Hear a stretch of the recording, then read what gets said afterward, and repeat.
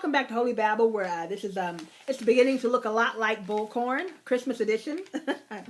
um, but the stress and the overspending because of big business is always big business is always going to force feed you things to buy, even when you don't need it, when you're not hungry anymore. They're going to say, here, don't you want this? Oh, don't you want your wife? If you really love your wife, you'll get her this diamond thing. If your husband could really show him how much you appreciate your husband by doing blah, blah, blah, right? And so they're going to force feed you all this.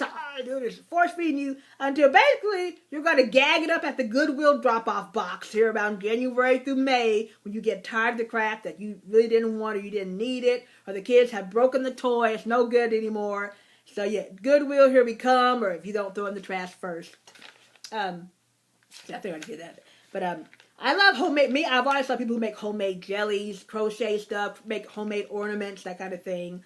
If you're a carpenter, you know how to build little mini, ornaments, or just something that's reindeer, whatever your specialty is. Of course, everybody does not have that gift. Some people are like, honey, you do not want me to make nothing. You don't want me to cook nothing. You don't want me to do it. You better take your butt to Walmart. So that's fine. That's not your thing.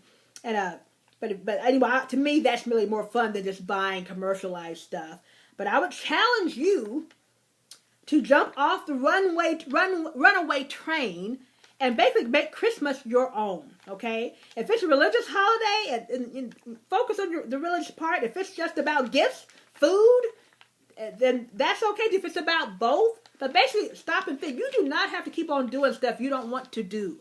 And maxing out your credit cards, and oh my gosh, I got to do this, I got to do this. Oh, I know it's 13 degrees out, but I've got to go buy a gift. Guess what? No, you don't. One thing I will say, my mom, I don't know where she got this from. She says this all the time.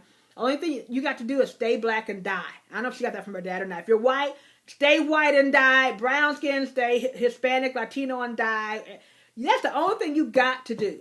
I had looked on Yahoo News the other day, and I think Joanna Gaines had hurt her disc in her back from a cheerleading action a long time ago, but it kept on getting re-injured. And she was like, I'm so thankful for the forced rest, meaning she would not have made herself stop and rest, but she needed it. Her body needed it. It was telling her she needed it, but she wasn't going to do it because it's the holidays. I've got to do this. I've got to do that. I've got to. Especially women who really put more of themselves into it than the men, usually. And so she was forced to just lay there in that hospital bed and recuperate. And I said, that's how women are. You have to really just knock us down to make us sit still and just take care of ourselves. And so basically, you don't have to do all this stuff. I talked to a lady at the bank when I had to go to the bank and talk to a banker for something, and she said, I have to go to my in-laws, and the way they do it, you have to buy a gift for everybody. I'm like, you know what, you don't.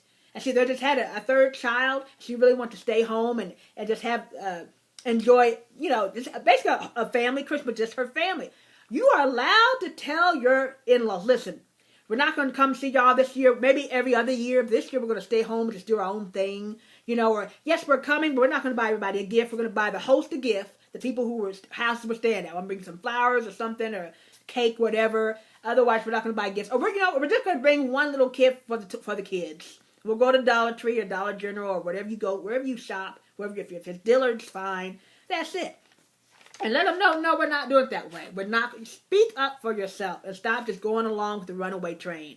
And say, we can reimagine what Christmas or just the holidays should be for you.